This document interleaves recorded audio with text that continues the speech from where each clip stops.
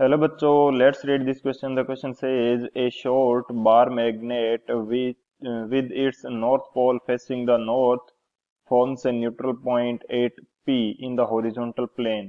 If the magnet is rotated by 90 degree in the horizontal plane, the net magnetic induction P at P is horizontal component of Earth's magnetic field is BH. Option first 0, option second under root 5 by 2 into BH, option third 2BH, option fourth under root 5BH.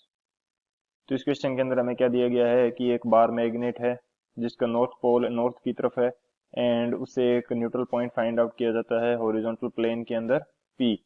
अब यदि इस magnet को 90 degree rotate कर देते हैं तो इस P point पर नेट मैग्नेटिक इंडक्शन कितना होगा.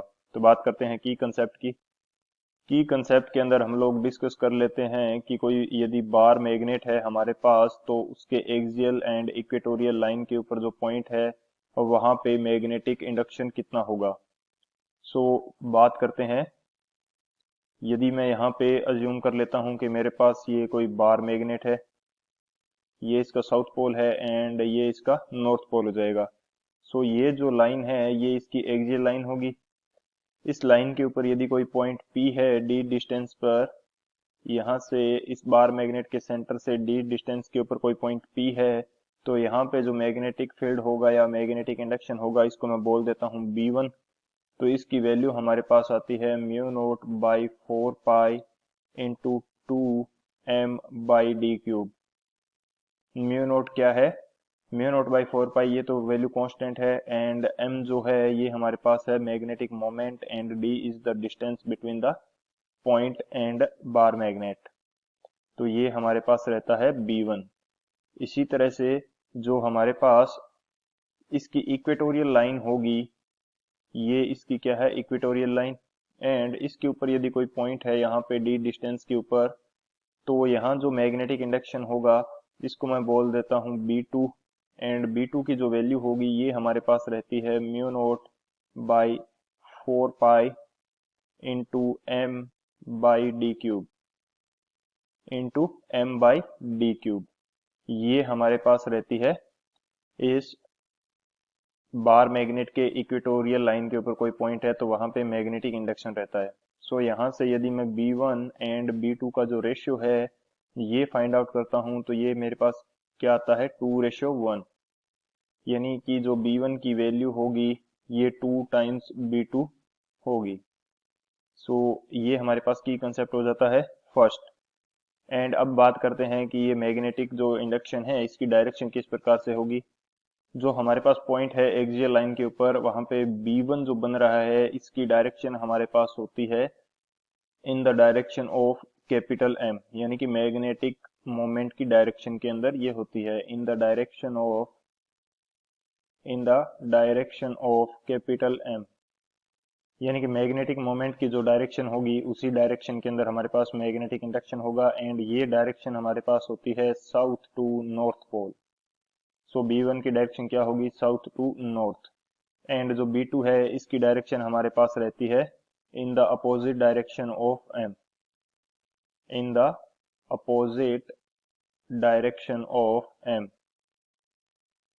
In the opposite direction of M यानी कि मैग्नेटिक मोमेंट के अपोजिट डायरेक्शन में होगी. सो यहाँ पे डायरेक्शन क्या हो जाएगी नॉर्थ टू साउथ पोल. सो ये हमारे पास इस क्वेश्चन के लिए की कंसेप्ट रहने वाला है. अब बात करते हैं सॉल्यूशन की. सॉल्यूशन की यदि बात करें तो हमें क्वेश्चन के अंदर दे रखा है कि जो बार मैग्नेट है उसका नॉर्थ पोल नॉर्थ की तरफ है. सो ये हमारे पास अर्थ के लिए नॉर्थ पोल होता है एंड ये साउथ पोल. तो बार मैग्नेट भी हमारी कुछ इस प्रकार से ही रखी गई है कि इसका जो नॉर्थ पोल है ये नॉर्थ की तरफ है एंड साउथ पोल साउथ की तरफ है. एक न्यूट्रल पॉइंट फाइंड आउट किया जाता है हॉरिजॉन्टल प्लेन के अंदर. तो इसके लिए जो न्यूट्रल पॉइंट मिलेगा हॉरिजॉन्टल प्लेन में वो हमारे पास P होगा कुछ यहाँ पे. ये मेरे पास P पॉइंट होगा जो कि न्यूट्रल होगा. यहाँ पे मैं बात करता हूँ कि जो अर्थ का हॉरिजॉन्टल जो कंपोनेंट है उसकी डायरेक्शन क्या होगी अर्थ के मैग्नेटिक फील्ड की. यहाँ पे डायरेक्शन हमारे पास रहती है साउथ टू नॉर्थ पोल. सो जो BH है इसकी डायरेक्शन क्या होगी अर्थ का जो साउथ टू नॉर्थ पोल है उसकी डायरेक्शन में रहेगी। सो ये हमारे पास रहेगा BH। एंड यहाँ पे जो बार मैग्नेट के कारण हमारे पास जो आने वाली है वैल्यू मैग्नेटिक फील्ड की, वो किस डायरेक्शन में आएगी। हमें पता है कि ये पॉइंट जो P पॉइंट है इसके इक्वेटोरियल लाइन पे है बार मैग्नेट के, एंड इक्वेटोरियल लाइन पे जो हमारे पास डायरेक्शन होती है मैग्नेटिक फील्ड की, वो मैग्नेटिक मोमेंट के अपोजिट डायरेक्शन के अंदर होती है। सेकंड की कंसेप्ट के अंदर हमने डिस्कस किया था कि यहाँ जो डायरेक्शन होगी वो नॉर्थ टू साउथ रहने वाली है। सो बार मैग्नेट का नॉर्थ टू साउथ यानी कि इस डायरेक्शन में रहेगी। सो यहाँ पे B है तो मैं इसको बोल देता हूँ BE, यानी कि इक्वेटोरियल लाइन पे है तो इसकी डायरेक्शन ये रहेगी BE। सो न्यूट्रल पॉइंट मिलता है यहाँ पे। नेट जो मैग्नेटिक इंडक्शन होगा वो जीरो होगा। नेट मैग्नेटिक इंडक्शन जीरो है तो BH वो किसके इक्वल आ जाएगा, BE के इक्वल आ जाएगा, क्योंकि इन दोनों की डायरेक्शन एक अपोजिट है एंड इनका जो मैग्नीट्यूड है वो एक दूसरे के इक्वल आएगा। सो ये हमारे पास कंडीशन रहने वाली है फर्स्ट कंडीशन। सेकेंडली हमें क्वेश्चन के अंदर बोला गया है कि इस बार मैग्नेट को 90 डिग्री रोटेट कर दिया जाता है। अब यदि मैं इस बार मैग्नेट को 90 डिग्री रोटेट कर देता हूं तो ये मैग्नेट मेरे पास कुछ इस डायरेक्शन में आ जाएगी। ये मेरे पास मैग्नेट है, ये इसका नॉर्थ पोल है, ये साउथ पोल, एंड अब जो पॉइंट है हमारा P वो तो वहीं पे है। ये मेरे पास पॉइंट P है। अब ये पॉइंट इसकी एक्सियल लाइन के ऊपर आ जाता है। यहाँ पे जो अर्थ का मैग्नेटिक फील्ड होगा, जो हॉरिजॉन्टल कंपोनेंट होगा, उसकी डायरेक्शन तो नॉर्थ टू साउथ रहेगी। सो ये तो हमारे पास BH रहेगा सेम। लेकिन यहाँ पे जो हमारे पास मैग्नेटिक फील्ड अब बनने वाला है इसकी डायरेक्शन हमें पता है कि साउथ टू नॉर्थ रहती है in the direction of magnetic moment. So ये हमारे पास B एक्सियल आ जाएगा। इसको मैं क्या बोल देता हूँ, B एक्सियल। सो अब इस कंडीशन के अंदर हमें net magnetic moment find out करना है, तो जिसको मैं अज्यूम कर लेता हूँ B।